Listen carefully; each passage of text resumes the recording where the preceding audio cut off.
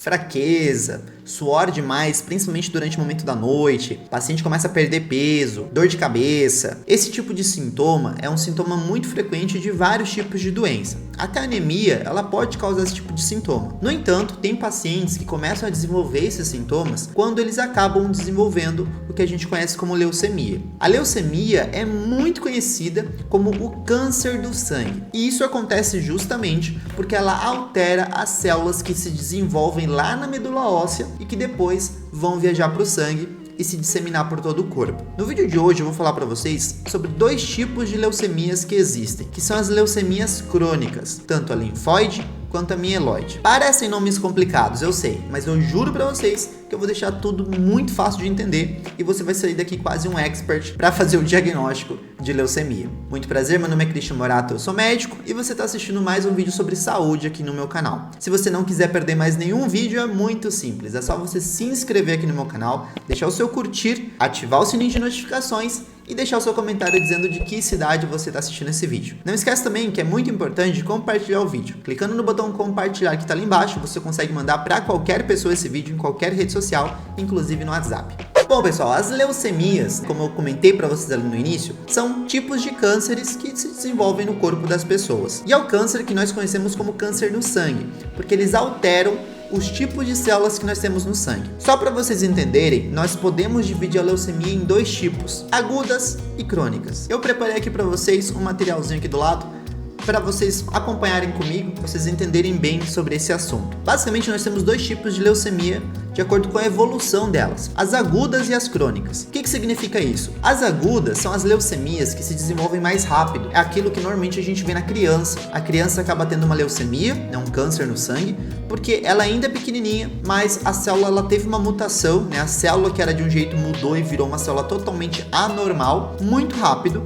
e a gente conseguiu ver a doença já durante a infância. Já as doenças crônicas, as leucemias crônicas, elas se desenvolvem de forma mais lenta, por isso são mais fáceis de realizar o diagnóstico já na fase adulta e até mesmo na terceira idade do paciente. Aqui no canal eu já falei sobre as leucemias agudas, que são essas que vocês estão vendo na tela, tanto as linfóides quanto as mieloides. Olha o nomezinho, leucemia linfóide aguda, leucemia mieloide aguda. Para a gente tirar a dúvida já do que é esse nome difícil agora no começo do vídeo, eu quero que vocês entendam que as leucemias linfóides, sejam as agudas ou as crônicas, que eu vou mostrar já para vocês, são as leucemias que afetam as células de defesa do nosso corpo. Nós conhecemos essas células como linfócitos. Se ela afeta os linfócitos, o nome da leucemia é linfóide. Na maioria das vezes, quando essa célula está afetada, quando a gente tem uma leucemia linfóide, o paciente ele tem infecções muito fáceis. Então ele pega infecções à repetição porque esse sistema dele não funciona direito. E inclusive ele vive com febre, que é um sintoma que a gente tem que prestar bastante atenção nesse tipo de quadro. Já as mieloides, elas afetam vários tipos de células. Todas as células que derivam de uma célula chamada mieloide. As hemácias, que são nossas células vermelhas, responsáveis por transportar oxigênio e dar cor do nosso sangue, elas, por exemplo, são afetadas também. Nós temos as plaquetas também sendo afetadas.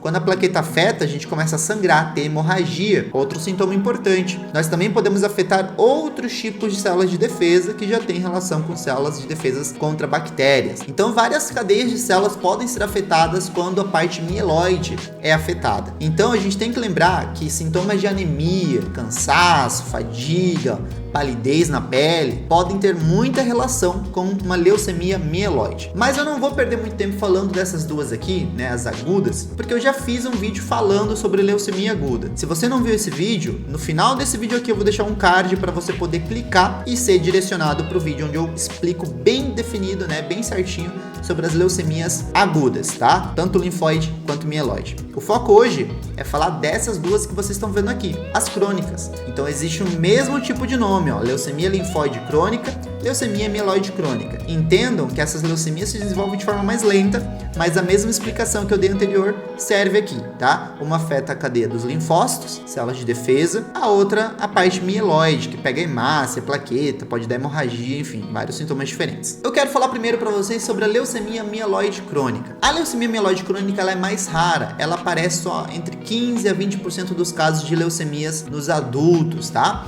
E, inclusive, ela é mais frequente a partir dos 60 anos, mas isso não significa que ela não pode ser vista em outras idades. Pode ver em pessoas mais jovens? Pode, mas é mais frequente a partir dos 60 anos. Além disso, ela tem muita relação com uma alteração genética que a gente acaba encontrando dentro do DNA dessa pessoa, que a gente chama de cromossomo Filadélfia. Olha que nome bonito, né, para uma mutação que acontece dentro da nossa célula. O que é esse cromossomo Filadélfia? Dentro das nossas células, nós temos 23 pares de cromossomos. Então a gente tem um par de cromossomo 1, um par de cromossomo 2, um par de cromossomo 3 e assim sucessivamente. O cromossomo 23, né, que é um par, é o cromossomo que dá o nosso sexo. As mulheres têm o cromossomo XX, que é um par, e os homens têm o cromossomo XY, que também é um par, porque tem 2. E o que isso tem a ver aqui? Bom, é que acontece uma alteração no cromossomo 9 e cromossomo 22 dos pacientes que têm essa doença. A gente percebe, eu vou até mostrar uma imagem aqui para vocês, que o cromossomo ele tem essa alteração. Deixa eu mostrar o meu mouse aqui pra vocês, ó. Imagina que esse vermelhinho é o cromossomo 9, tá bem pequenininho, tá? E esse menorzinho é o cromossomo 22. Reparem que eles estão normais, cada um tem só uma cor, tá? Eles não têm essa cor, mas é só pra entender. E olha o que acontece no cromossomo Filadélfia da leucemia mieloide crônica. Repara que o cromossomo 9, que é esse aqui que vocês estão vendo, ele tá com um pedacinho do 22. E aqui, o nosso cromossomo 22 está com um pedaço do 9, né? Então tem um pedaço cinza com vermelho e aqui também cinza com vermelho. Isso não é normal. Cada cromossomo tem que ser do seu jeito, né? Cada um no seu quadrado. E essa alteração pode acabar gerando a formação de uma leucemia mieloide crônica. Eu sei que parece, né, uma coisa muito difícil de entender, mas é por isso que é tão importante fazer estudo e eles vão olhar no microscópio, eles vão caçar como está o exame do paciente, tanto vendo as células quanto de repente procurando o cromossomo Filadélfia se for possível. Inclusive, eu já fiz um vídeo aqui no canal falando de vários tipos de exames que a gente pode utilizar para poder visualizar, ver o tipo de câncer.